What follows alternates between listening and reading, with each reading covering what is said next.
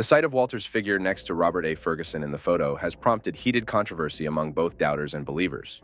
Skeptics claim that even with Polaroid technology, environmental circumstances or unintentional manipulations could result in such an image. Reflections, strange lighting conditions, or flaws in the film or camera mechanism can all cause seemingly unexplained visual distortions. They also note out that human psychology has a tendency to recognize familiar forms and faces in random patterns, a phenomenon known as pareidolia. On the other side, proponents of spiritualism and paranormal phenomena see this snapshot as an outstanding piece of evidence, demonstrating the reality of life after death and the power of spirits to manifest in the physical world. Mrs. Mabel Chinnery visited her mother's grave one day in 1959. She had brought her camera to capture images of the burial. After taking a few pictures of her mother's gravestone, she took an unplanned photo of her husband, who was waiting alone in the car. At least the Chinnerys believed he was alone. When the film was developed, the couple was shocked to see a figure in glasses sitting in the car's rear seat. Mrs. Chinnery recognized the image of her mother, the woman whose grave they had visited that day.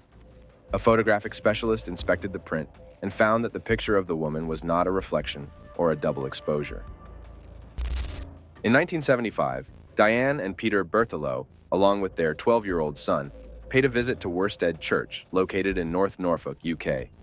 During their visit, Peter captured a photograph of Diane as she sat praying on one of the church benches. Several months later, upon reviewing the developed photos, a friend of Diane's noticed something unusual and asked, "Who's that sitting behind you, Di?"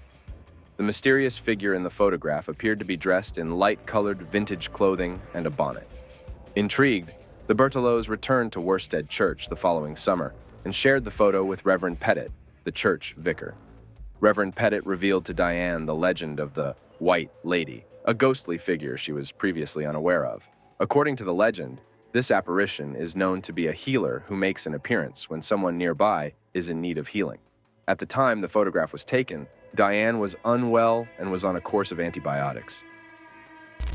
In 1987, Mrs. Sayer and a group of her friends visited the Fleet Air Arm Station in Yeovilton, Somerset, England. During their visit, they decided it would be amusing to snap a picture of her sitting in the seat of a decommissioned helicopter. According to Mrs. Sayer, there was no one beside her in the pilot's seat at the time. However, the photo distinctly shows a figure in a white shirt occupying that very spot. She also mentioned to an investigator from the Society for Psychical Research that she felt unusually cold in the seat, despite the warm weather that day. Interestingly, other photos taken around the same time did not develop properly. This intriguing photograph, taken around the year 2000 in Manila, Philippines, has garnered attention from the Ghost Research Society. The story goes that two friends decided to take a walk on a warm night. They asked a passing stranger to snap a photo of them using one of their cell phone cameras, which explains the image's low resolution. The resulting photo is shown here, and it appears to capture a translucent figure gripping the arm of one of the girls with a friendly but firm hold. Although we lack further context about this photograph, it's possible that the ghostly figure could have been added through image editing software.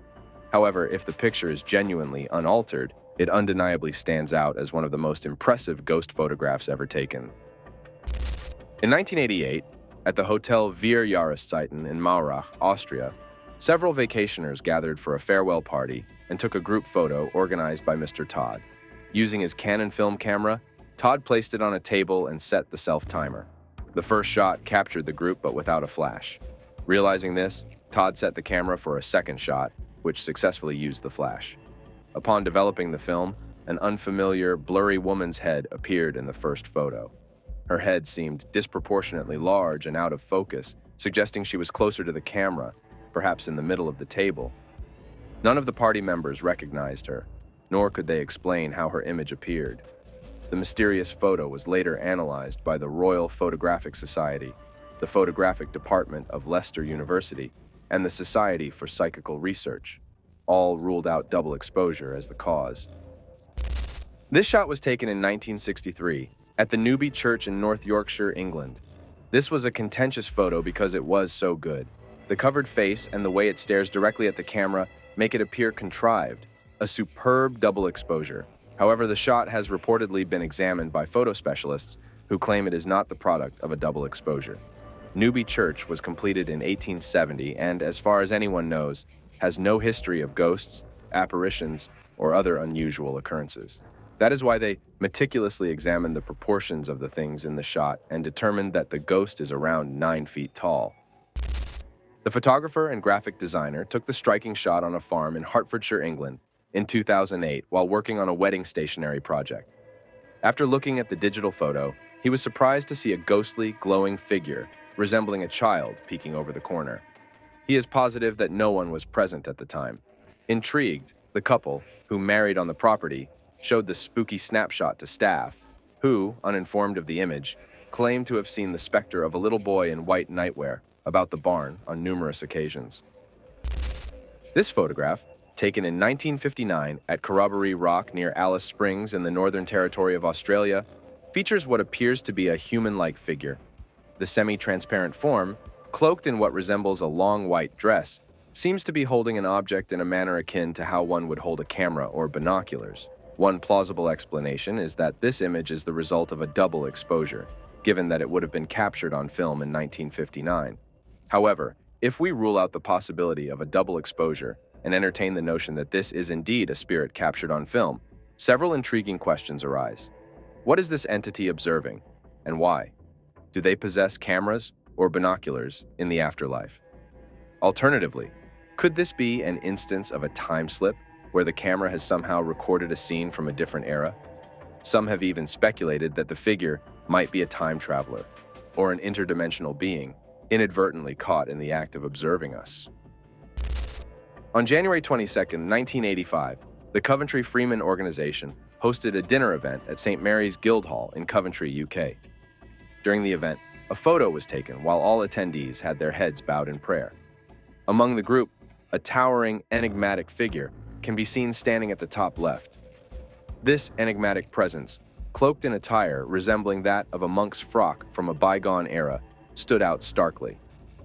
Lord Mayor Walter Brandish, who attended the dinner, stated that no one present was dressed in such attire, and he was unable to account for the mysterious figure's appearance in the photograph. The photograph, known as the Brown Lady, is one of the most well-known and highly acclaimed ghost photographs ever taken. Lady Dorothy Townshend, the second Viscount of Raynham's wife, is thought to have appeared.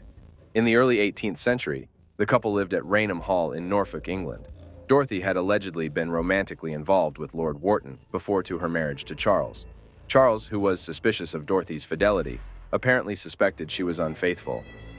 Although legal documents show she died and was buried in 1726, there was widespread conjecture that the funeral was a sham, and that Charles had imprisoned his wife to an isolated part of the estate, where she died years later.